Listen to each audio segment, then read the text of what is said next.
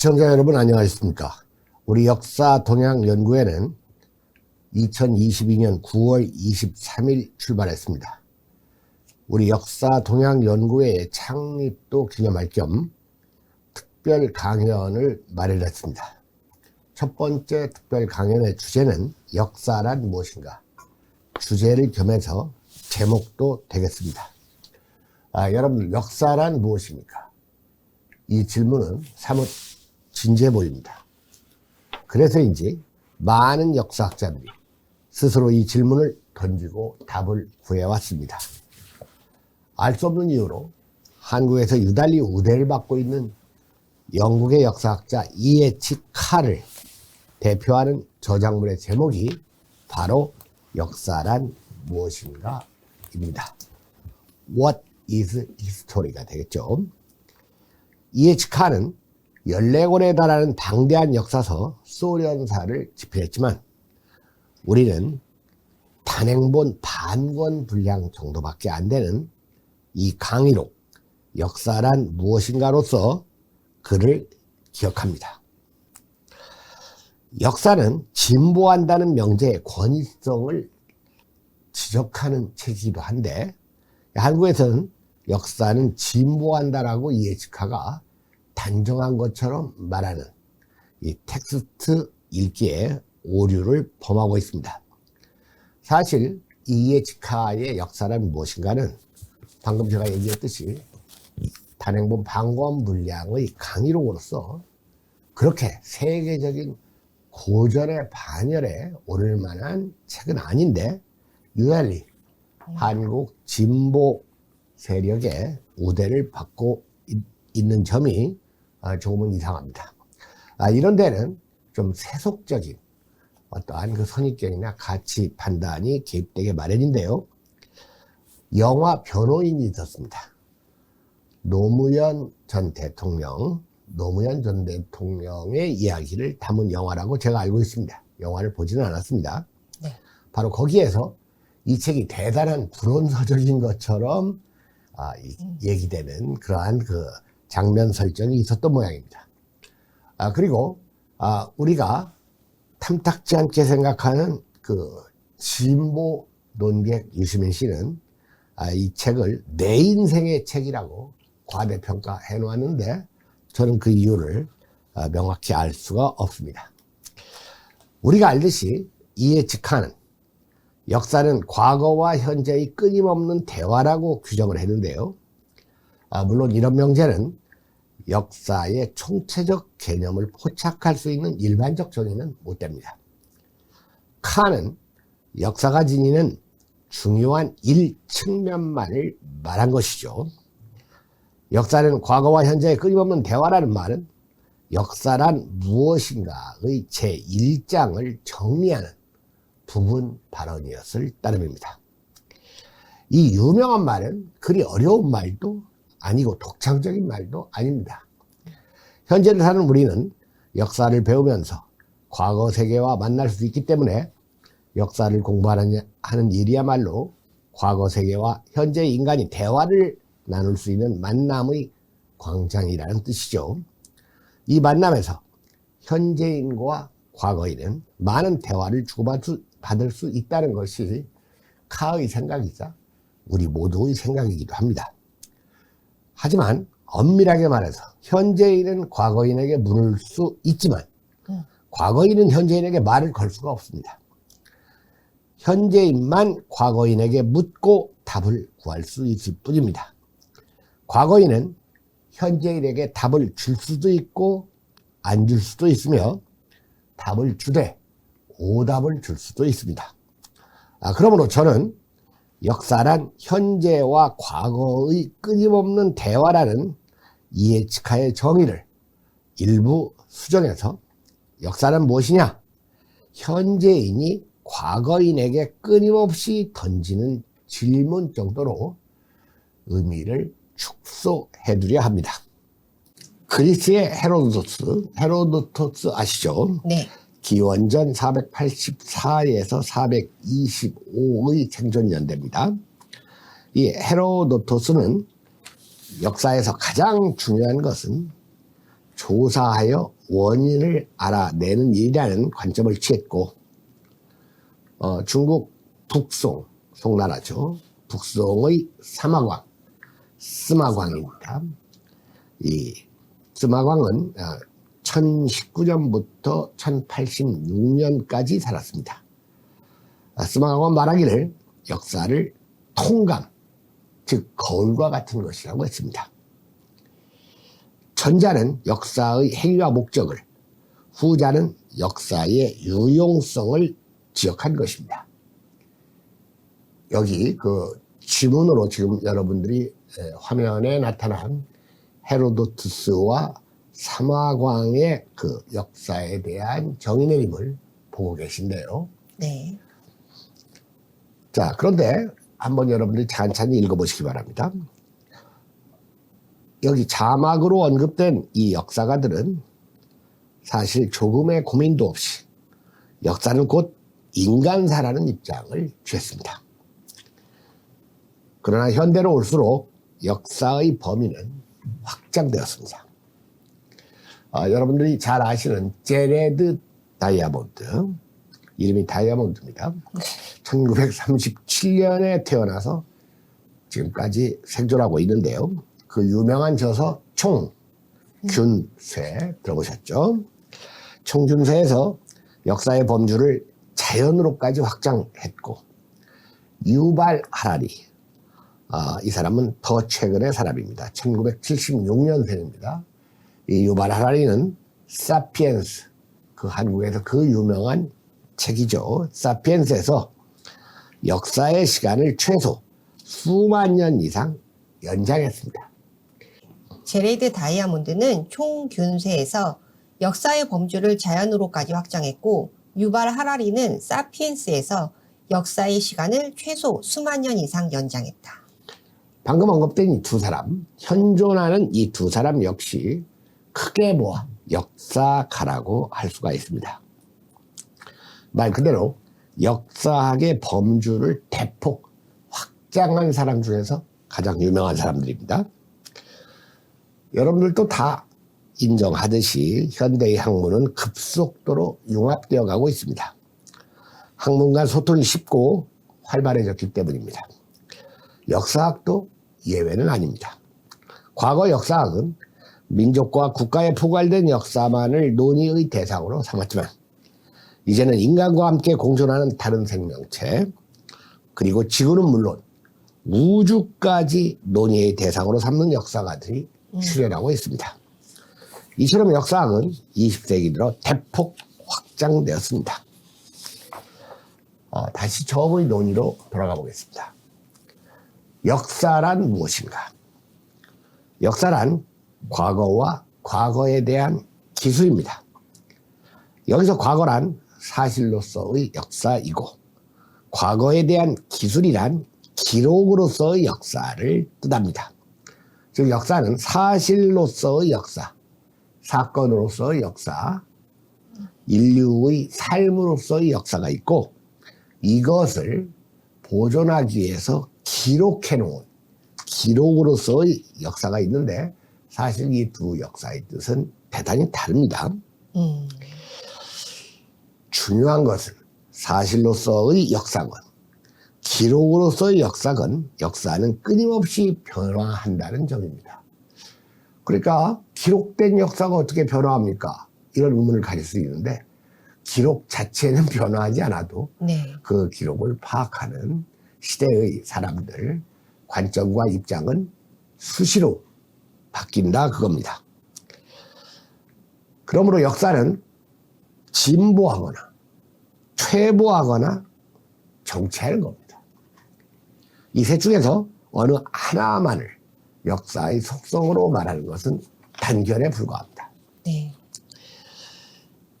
아닌 게 아니라 그 역사란 무엇인가 이 예측하에 이 저서의 마지막 장 제목을 보면 넓어지는 지평선이라고 되어 있습니다. 이런 제목을 붙인 이 예측하는 이 상당히 영향이 있는 저서의 끝문장을 그래도 그것은 움직인다로 장식했습니다. 이것을 역사는 진보한다라고 해석해 놓는 한국 진보학자와 논객들의 그 책 해석을 저는 도저히 이해할 수가 없습니다. 그래서 우리는 역사는 움직인다는 말을 더 압축해서 동향이라는 말로 쓰기로 했습니다. 약간 현학적이긴 하지만 이 한자어의 강점이 긴 뜻의 문구를 압축해서 제시할 수 있다는 점입니다. 따라서 역사는 움직이는 것이라는 이에치카의 그 지정적절히는 타당합니다. 움직이는 것이란 건 뭡니까? 불확정적이라는 것이죠. 이것은 현대 양자역학에서 말하는 불확정성의 원리라는 이 과학적 입장과도 일치합니다. 즉 현대 이론 물리학에서는 입자이면서 파동이다. 물질의 최소의 단위는 입자이면서 파동이다. 입자일 수도 있고 파동일 수도 있고 파동일 수도 있고 입자일 수도 있다는 것은 이것은 확정되어 있지 않다는 의미입니다. 자, 그러면 이번에는 제가 동향이라는 말을 썼는데요. 역사는 어떻게 동향하는가를 한번 생각해 보도록 하겠습니다. 역사의 동향이란 무엇인가? 간단히 정의하면 자연과 인간의 형세가 움직여가는 방향입니다. 역사란 무엇이고 이것이 어떻게 움직이는지에 대한 선행 연구자들의 논의는 많지만 유감스럽게도 무엇 하나 역사의 총체적 의미를 포착하는 데 성공한 것이 없습니다. 그것들은 전혀 납득할 수 없거나 아니면 일부만 정당합니다. 먼저 역사란 무엇인가에 대한 정의 가운데 가장 저명하면서도 불완전한 것이 앞서 얘기한 이에치 카의 것입니다. 그는 방금 말씀드렸듯이 역사란 현재와 과거의 대화라는 유명한 말을 남겼는데 일단 이것은 과학적 정의가 아닌 수사, 레토릭에 불과합니다. 무엇보다 이에치 카가 문제 삼은 역사는 인간의 역사이면서 기록의 역사에 한정된다는 점에서 불완전한 정의입니다. 그 다음으로 역사의 법칙을 운운하는 견해가 있는데 저는 이것에도 전혀 동의하지 않습니다. 왜냐하면 우리가 겪어 알듯이 역사는 전혀 법칙 같은 것에 따라 움직이지 않기 때문이죠. 예컨대 고대 중국이나 그리스에서 제기된 역사 순환론, 그리고 근대 유럽에서 나온 역사 진보론들은 한마디로 해서 모두 허구입니다. 역사의 반복론, 역사의 순환론, 역사의 진보론 모두 허구거나 일부만 정당하다 그 뜻입니다. 이에치 카가 말한 협소한 역사과는 달리 광의의 온전한 역사를 말하자면 역사는 자연과 인간의 움직임이며 이 움직임과 방향을 합쳐 역사의 동향이라고 할 수 있습니다. 그렇다면 역사는 어떻게 어떤 방향으로 동향하는가? 역사는 순환하지도 반복하지도 않습니다. 또한 진보하지도 않고 퇴보하지도 않으며 단지 알 수 없는 방향으로 변화해 갈 따름입니다. 여기서 변화라는 이 어휘가 핵심 단어입니다. 이런 점에서 고대의 역사 순환론은 너무 소박한 단견일 뿐이고 역사 반복론은 호사가들이 그저 해보는 소리에 불과합니다. 또한 근대의 진보주의자들이 신봉하는 마르크스의 진보사관과 이로부터 파생한 역사 발전 단계로는 명백히 허구이자 19세기 유럽이 낳은 최대의 사기극이라고 할 수 있습니다. 유럽이 낳은 최대의 사기극이다. 진보사관.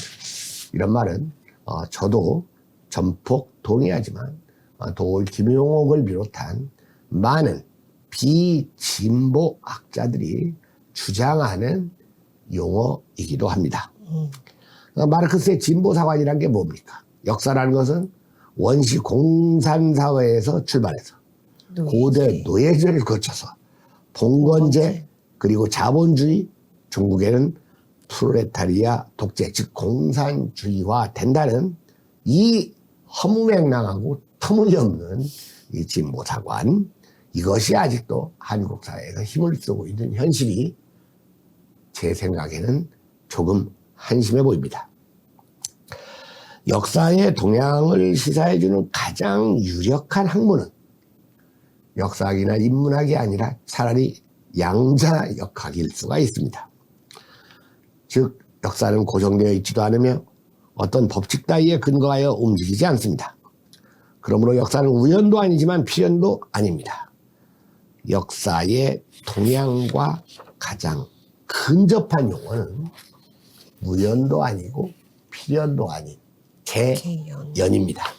이 개연에는 확률의 의미가 내포되어 있습니다. 앞서 말했듯이 역사에는 자연의 역사와 인간의 역사가 있습니다. 먼저 자연 역사의 동향은 노자의 천지불인, 이 천지불인이 정답입니다. 천지불인.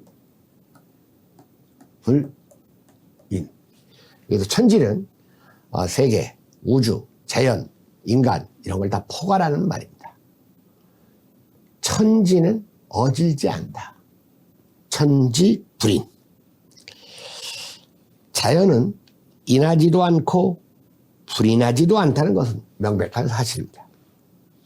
다음으로 인간 역사의 동향은 의외로 소박한 고사성어로 설명될 수가 있는데요. 그것은 바로 여러분들 다소 의외의 용어가 지금 나오려고 하고 있습니다. 바로 세옹지마입니다. 세옹지마. 세옹지마는 국경에 사는 늙은이의 말이라는 뜻이죠. 이 이야기는 제가 따로 설명하지 않아도 여러분들이 아실 거고, 혹시 모르시는 분들은 인터넷에서 찾아보시기 바랍니다. 그렇기 때문에 저는 이 노자의 이 천지불인과 그 다음에 중국의 옛 이야기에 나오는 세옹지마, 이 두 개를 역사의 동향을 알려줄 수 있는 가장 광범위하게 퍼져 있는 용어로 선택을 하겠습니다. 자, 그 다음을 보도록 하겠습니다. 우리 김경아 선생님이 한번 그 다음 글까지 한번 읽어주시죠. 흔히 말하기를 역사는 승자의 기록이라고 한다. 역사 기술의 주도권을 쥐는 것은 승자 측이고, 이에 따라 승자는 역사를 기술함에 자기들의 것을 확대 과장하면서 패자 측의 것을 축소 폄하하기 때문이라는 것이다. 그런데 과연 그럴까? 여기 그런데 과연 그럴까? 이런 게 이제 문제를 제기하는 발언이죠. 과연 그럴까? 자, 역사는 승자의 기록이다 해가지고 이제 과제를 제시했어요. 그리고 과연 이 말은 맞을까? 자, 이거에 대해서 한번 생각을 해보도록 하겠습니다. 역사가 승자의 기록이라는 대표적인 예로 김부식의 삼국사기가 곧잘 거론됩니다. 역사가 승자의 기록이라는 말에는 사실 역사에 대한 냉소주의가 깃들어져 있습니다. 요컨대 역사는 승자가 쓴 일방적인 기록이니까 믿지 못하겠다는 겁니다. 그렇다면 이런 그 발언에는 승자의 말보다는 패자의 말이 더 정직한 게 아닐까라는 선입견이 게재되어 있습니다. 저는 그렇지 않다고 봅니다. 승자에게 우월감이 있다면 패자에게는 열패감이 있을 것입니다. 그런데 사실을 기록함에 있어 승자의 우월감이나 패자의 열패감이나 똑같이 장애가 된다는 점에서는 별 차이가 없습니다. 따라서 승자의 우월감에 냉소를 보려는 나머지 패자의 기록을 오히려 더 가치 있게 보려는 역사관에는 이런 건 낭만적이고 문학적인 그 관점과 통합니다. 자칫하면 신비주의가 개입될 수가 있습니다. 저는 역사 연구에서 두 가지 금기어를 든다면 바로 신비주의와 냉소주의, 네. 냉소주의와 신비주의라고 하겠습니다. 잠깐 여담을 하자면 1920년대에 아주 사실적인 소설을 쓴 우리나라 소설가 현진건 선생이 있습니다. 이 현진건 선생의 고향이라는 괜찮은 단편 소설을 아시는 분들이 있을 겁니다. 사실 이 고향은 조선의 얼굴이라는 제목으로 처음 출간하려고 했는데 일제 총독부의 검열과 간섭으로 고향이라고 누그러진 제목을 붙였습니다. 뭐 이런 예는 허다하죠. 1960, 70년대, 70년대일 겁니다. 아주 세속적인 베스트셀러 최인호 선생의 그 별들의 고향. 원래 제목은 별들의 무덤이었습니다. 근데 이 소설이 조선일보에 연재됐는데 아침부터 무덤 가지고 고향으로 바꿨어요. 그러니까 이 고향이라는 말에는 사람들이 거부감을 안 가져요. 그래서 최인호의 무덤은 고향으로 순화됐고 현진건의 조선의 얼굴은 그냥 고향으로 압축 순화됐습니다. 제가 이 소설 얘기를 왜 하느냐. 이 현진건의 고향은 이 소설의 화자 겸 관찰자인 나가 기찻간에서 만난 어떤 사나이를 관찰하는 내용으로 되어 있습니다. 이 나는 상당히 공부를 한 사람이에요. 지식인이라 그겁니다. 네. 기찻간에서 고향에 갔다 오는 기찻간에서 자기를 좀 귀찮게 하는 한 사나이를 보게 돼요. 아주 시끄럽게 떠들고 예의 없이 이것저것 묻고 복장도 아주 특이합니다. 이 복장이 중국 사람 옷 같기도 하고 조선 사람 옷 같기도 하고 일본 사람 옷 같기도 해요. 그런데 좀 거리감을 두고 가급적이면 대화를 하지 않으려고 했는데 그 사람이 다가와서 이런저런 말을 시키니까 자세히 보니까 그 고생에 쩌든 그 얼굴 속에 사람이 순진하고 순수한 것이 있다는 것을 알게 되고 그 기차를 타고 그 상정하는 길에 정종 한 병을 둘이 다 깝니다. 여기서 정종 한 병은 상당히 큰 병입니다. 까면서 이런저런 얘기를 듣게 돼요. 바로 이 낯선 산에는 한국, 중국, 일본, 조선, 중국, 일본을 옮겨 다니면서 온갖 식민지 시대의 백성이 아니면 겪지 않을 수 있는 이 고초와 난국을 헤쳐온 사나이입니다. 그러면서 그 고향에서 한때 사귀었던 그 첫사랑의 그 소녀를 잊지 못하는 순정파이기도 해요. 그러면서 그의 그 고통스러운 얼굴, 찌들어진 얼굴, 아주 누추한 얼굴, 이런 얼굴에서 식민지 시대 조선의 얼굴을 보았다는 것이 이 소설에서 말하고자 하는 바예요. 자, 여기서 보면 이 소설을 하나의 역사로 본다면 이 소설의 관찰자 겸 화자인 나는 역사가입니다. 그리고 사내는 역사 속의 사건의 주인공이에요. 자, 그런데 이 소설의 장치가 묘하다 그겁니다. 이 소설에서 사내는 피해자입니다. 패자라 그겁니다. 그런데 작가 현진건은 패자에게, 즉 피해자에게 이 식민지 시대의 피해를 말하게 하는 것에 거부감을 갖고 있었어요. 왜냐? 우리가 얼핏 생각하면 패자나 피해자가 직접 자기의 그 어려움이나 자기가 겪은 강자들의 횡포를 얘기하면 더 실감날 것 같지만 그렇지 않다 그겁니다. 그러니까 나라는 이 객관적인 지식인의 눈을 통해서 한번 걸러줌으로써 오히려 그 사내에 대한 공감을 독자들이 가질 수 있다는 것을 현진건은 알았어요. 이런 게 이제 그 소설가들이 갖는 그 타고난 그 기법이기도 합니다. 현직은 이런 소설 이론을 미리 공부해가지고 난 이렇게 써야지. 소설 쓸 때 그렇게 안 씁니다. 그냥 떠올라요. 이런 방식이. 그러니까 제가 역사 얘기를 하다가 갑자기 픽션 얘기를 했습니다만은 바로 이런 장치가 필요합니다. 우리가 패자의 역사, 패배의 역사, 승자인 강자의 횡포를 가장 잘 아는 것 같은 선입견들을 가지고 있는데 오히려 그렇지 않을 수가 있다 그겁니다. 네. 그렇기 때문에 아까도 얘기했지만 패자를 지나치게 영웅시하는 것은 이건 낭만주의, 좋게 말하면 낭만주의라고 할 수가 있고, 이 낭만주의적 태도는 역사적 태도하고는 다소 거리가 있다고 할 수가 있겠습니다. 한국에서 가장 위대한 역사서로 평가받고 있는 역사책이 사마천의 사기입니다. 네. 기원전 145년부터 91년까지 살았던. 그러니까 이 사마천의 사기, 그리고 이제 삼국지라는 그 허구적 그 소설, 이 두 개가 한국에서는 엄청나게 우대를 받는 책이기도 해요.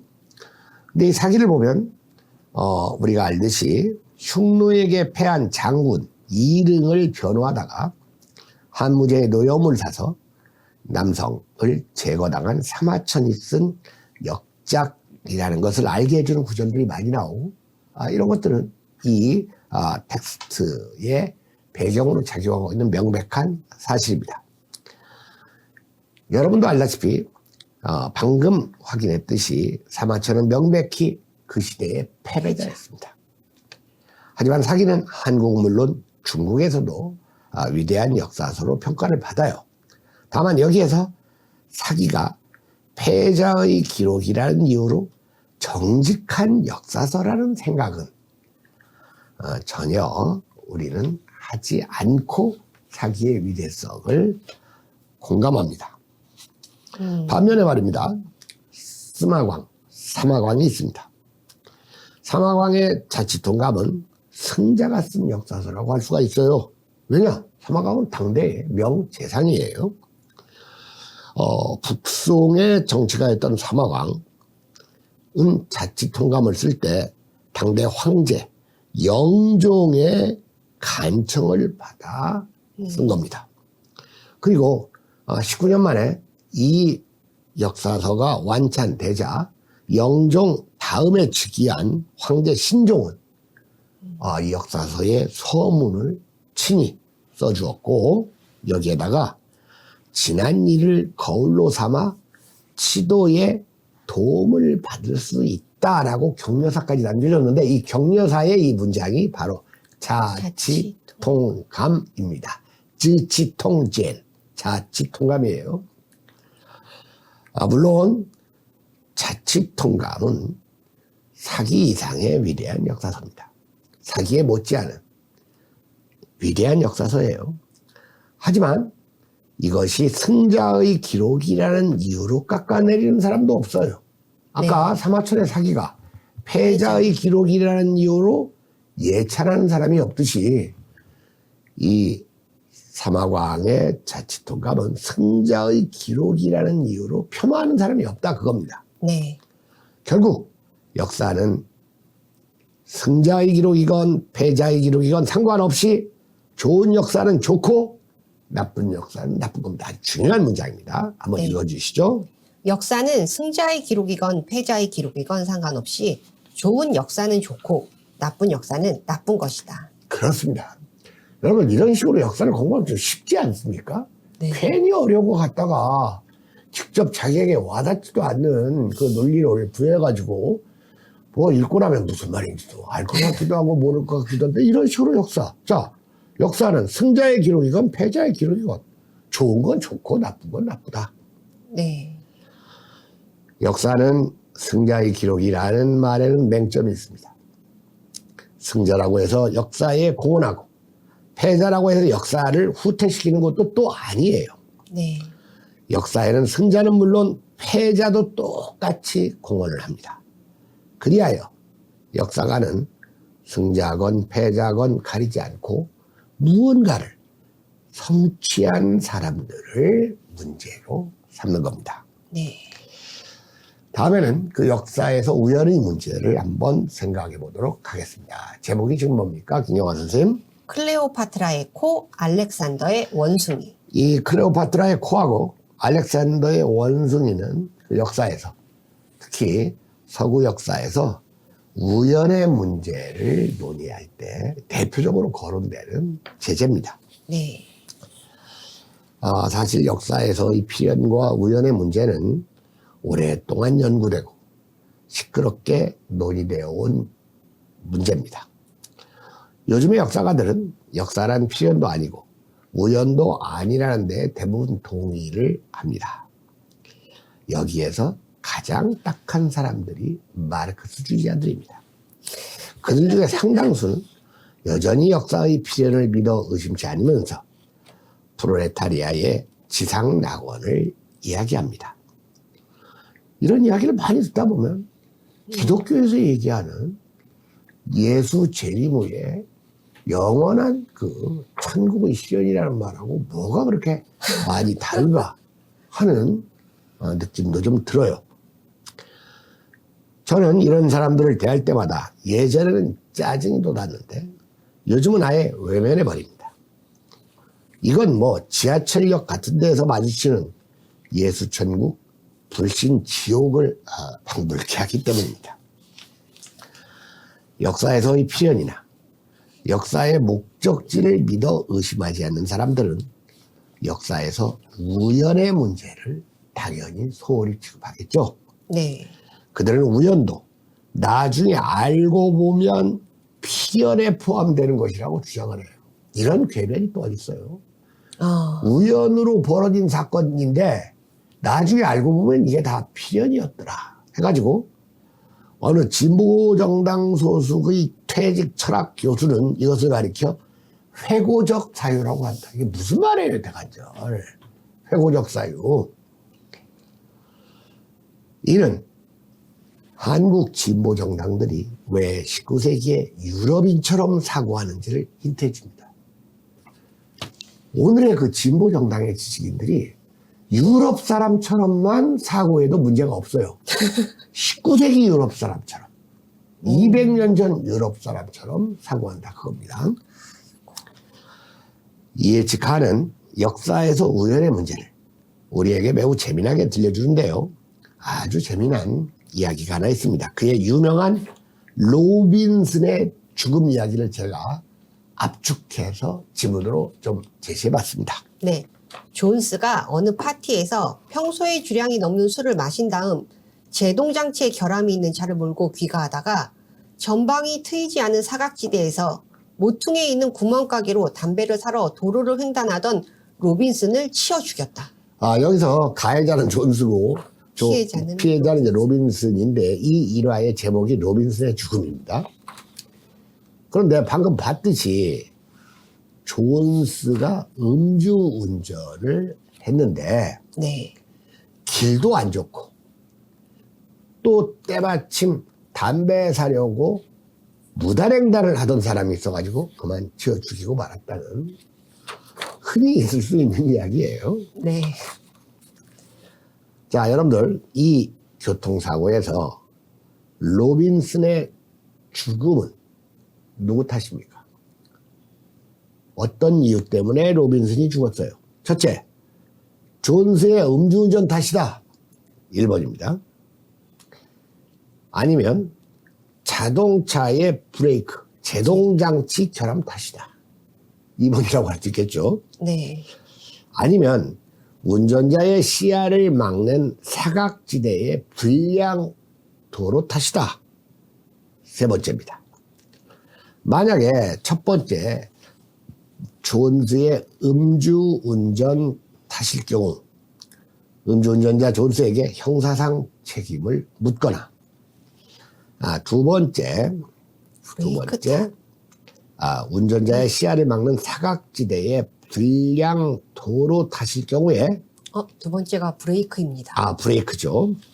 브레이크 제동장치 결함일 경우에는 불과 일주일 전 차량을 점검한 정비공장에 조치를 취할 수 있겠죠. 그리고 세 번째, 바로 불량 도로 탓이라면 도로관리국에 주의를 환기할 수가 있을 겁니다.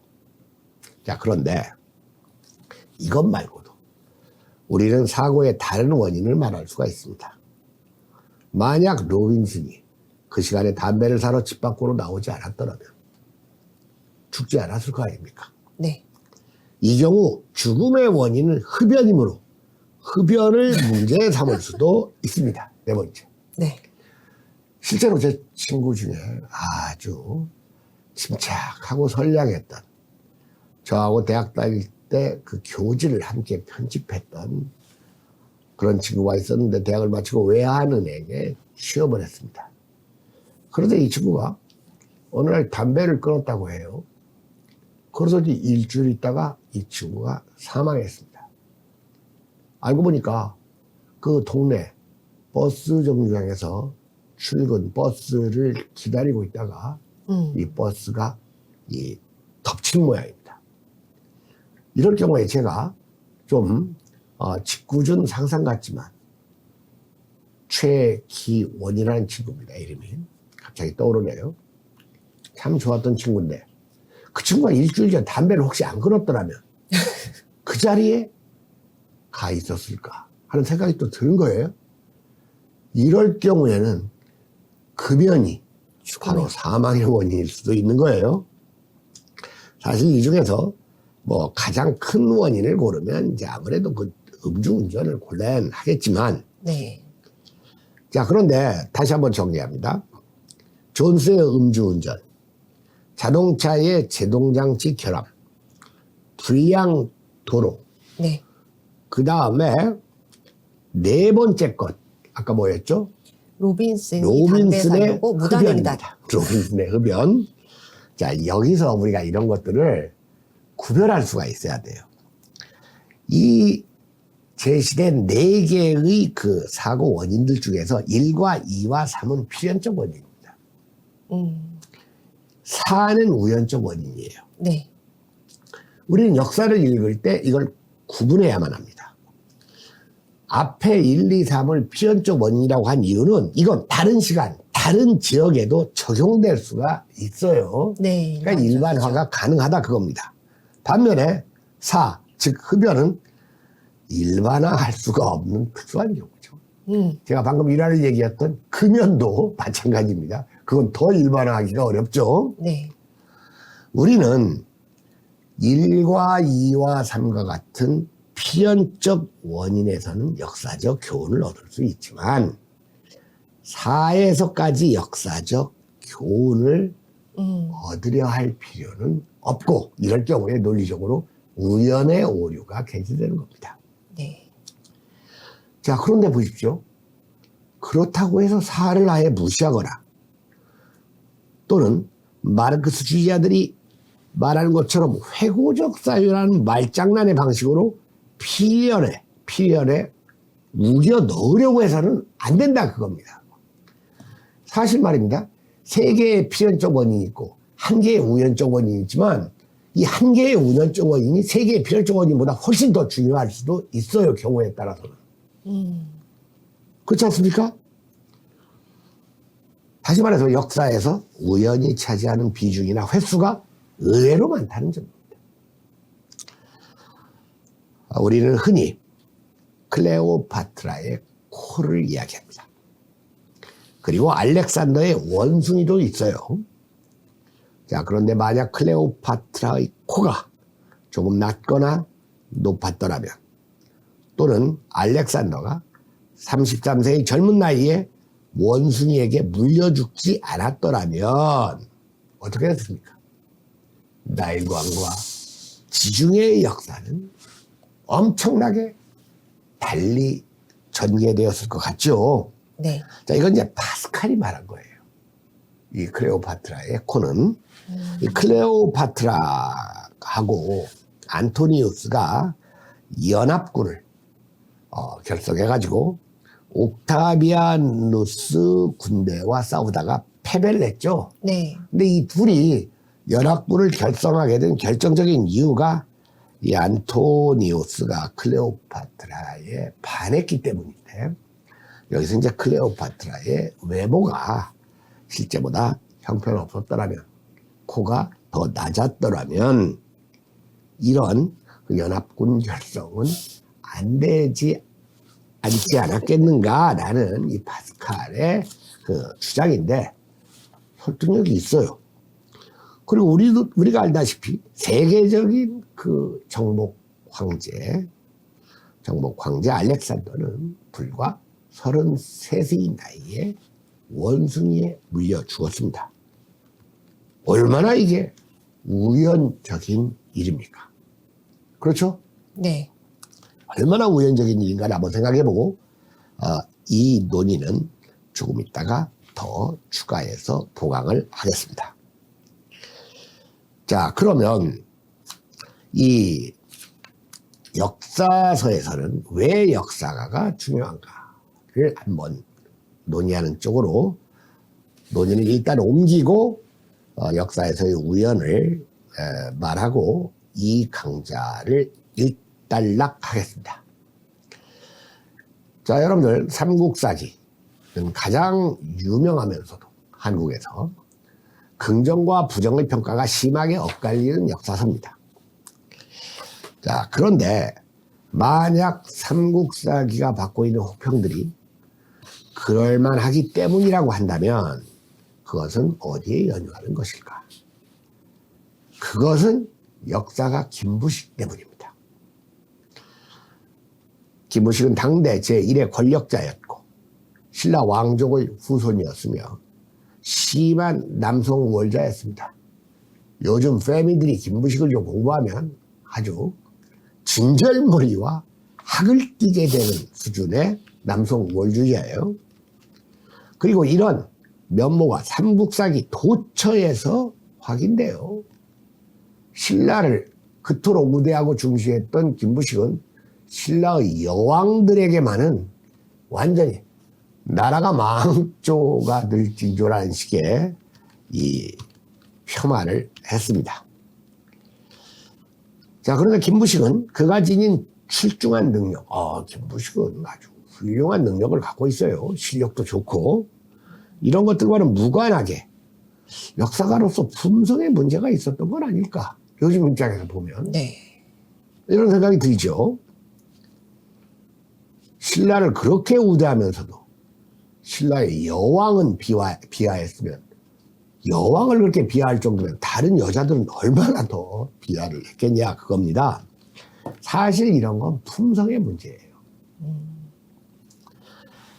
당연한 말이지만 역사에서 가장 중요한 것은 그 역사를 쓴 역사가입니다. 역사에서의 역사가는 문학에서의 작가보다도 더 중요합니다. 문학 연구 방법론 혹은 문학 비평에는 유달리 작가 연구에 치중하는 비평론이 있는데 이것을 전기 비평이라고 합니다. 작품에는 작가가 반영될 수밖에 없으니 그 작품을 잘 이해하기 위해서는 작가에 대한 연구가 선행되어야 한다는 점입니다. 그러니까 우리가 그 문학을 전공하는 대학에서는 작가론, 시인론 이런 것들이 주요 과목으로 책정돼 있죠. 작가를 중시하는 전기 비평에는 원형 비평이 있고 신화 비평이 있습니다. 이 원형 비평, 원형 해가지고 이제 한자로 쓴다면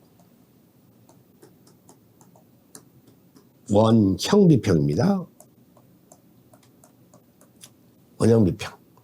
그러면 신화 비평은 우리가 말하는 이제 신화하고 같은데 한 글자는 같은데요.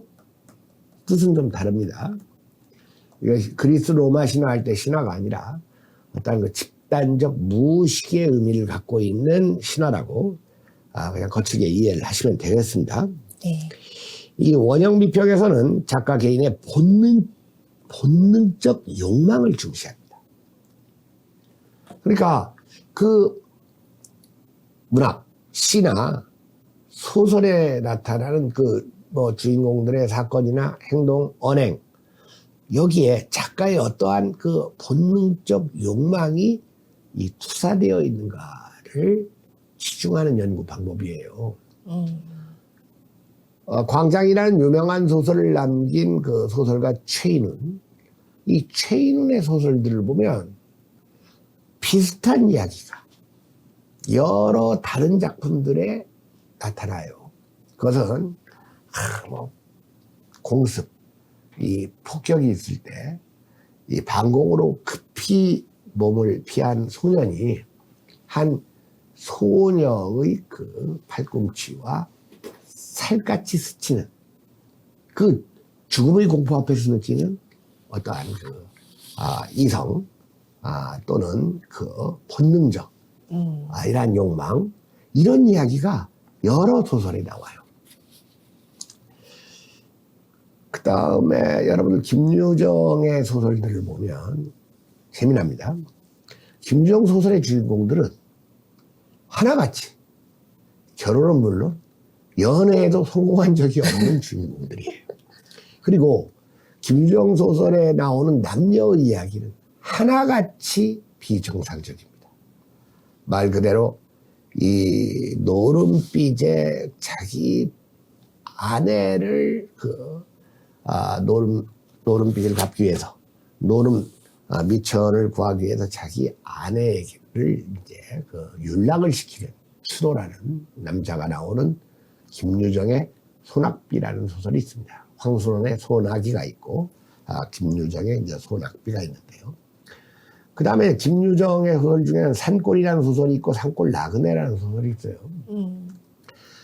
산골이라는 소설은 뭐 그냥 그 주인댁 도련님을 애모하는 그 집에 여노비 비슷한 이야기고, 아가씨의 이야기고, 이 산골 나그네는 이 거지 부부의 이야기입니다. 이 거지 부부가 살다가 너무나 자기 삶이 거지 같다고 느낀 여자 거지가, 이 거지는 부부가 직업이 당연히 똑같습니다. 한쪽이 거지면 다른 한쪽도 거지예요. 뭐 한쪽은 거지고 한쪽은 뭐 무슨 게이머고 그런 거 없습니다. 그래서 그냥 도망갔다가 어느 그 산골 주막에 들렀을 때 그 젊은 여자가 오니까 그 남자들이 관심을 갖고 막 많이 모여들거든요. 그러니까 주막집 노파가 이 여자 거지를 이제 우리 여기서 좀 일하면 어떻겠느냐고 제안을 하고, 또 그 집에 장가를 못 든 아들과 이제 결혼을 시켜요. 그러니까 이 여자 거지는 남편이 뻔히 있는데도 새 남자와 아무런 문제의식을 가지지 않고 결혼을 해요. 그 결혼해서 첫날 밤에 달빛이 이 방안을 비추는데 그 신랑이 벗어놓은 옷이 달빛에 아주 예쁘게 보이거든요. 그래서 갑자기 자기가 두고 온 남자 거지가 생각나는 거예요. 그래서 저 옷을 갖다 입히면 얼마나 예쁠까 하는 생각이 들어서 그 옷을 싹 걷어갖고 구 남편 남자 거지에게 돌아가는 정상적인 부부관계가 안 나옵니다. 그런데 이게 김유정 소설의 도처에 나와요.